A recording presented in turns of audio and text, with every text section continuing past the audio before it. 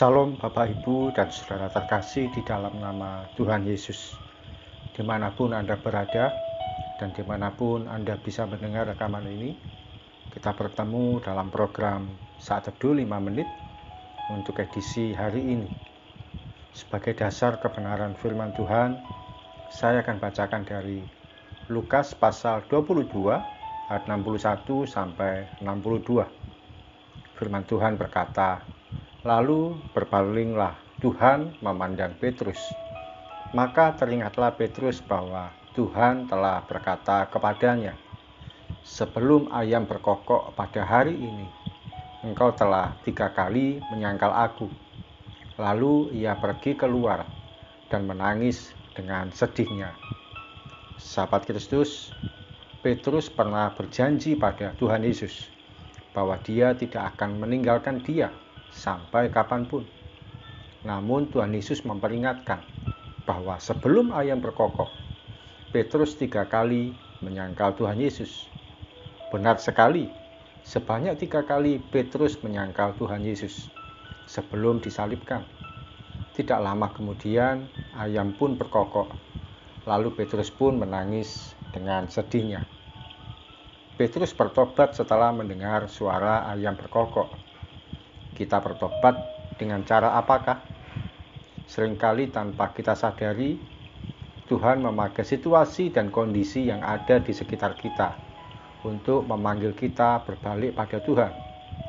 Situasi itu bisa berupa sakit yang tidak kunjung sembuh, kerugian saat usaha, kecelakaan yang dialami di jalan, hukuman yang diterima, atau berbagai situasi lain yang tidak menyenangkan. Sahabat Kristus, ketika hari ini kita diberikan kesempatan untuk hidup, tidak ada salahnya untuk kita bertobat. Tidak ada salahnya untuk kita berubah dan memberi diri yang terbaik bagi Tuhan. Tidak perlu menunggu peristiwa buruk menimpa. Tidak perlu menunggu situasi dan kondisi yang menyakitkan terjadi. Kalau firman Tuhan ini mengingatkan untuk kita berhenti dari dosa dan kesalahan kita, tidak ada salahnya untuk kita bertobat. Kiranya kita tidak berkeras hati saat segala sesuatu sepertinya sedang baik-baik saja, datar-datar saja, lalu menganggap semua pasti aman dan terkendali. Tidak perlu sampai ada penyesalan seperti pada Petrus. Kalau selama kita masih diberikan kesempatan untuk hidup hari ini, datang pada Tuhan dan alami pertobatan yang sejati. Mari kita datang pada Tuhan. Tuhan Yesus, terima kasih untuk firman-Mu pagi hari ini. Sederhana sekali mengingatkan kami untuk kami berbalik dari kesalahan kami, dari pelanggaran kami, dan kami bertobat datang pada Tuhan dengan segenap hati. Ampuni kalau seringkali kami mengabaikan panggilan pertobatan itu, sampai akhirnya kami mengalami situasi-situasi yang buruk, apapun yang menimpa atau situasi yang tidak menyenangkan. Ampuni kami Tuhan, ketika situasi tidak menyenangkan terjadi, kami baru bertobat dan menyadari dan semua sudah terlambat.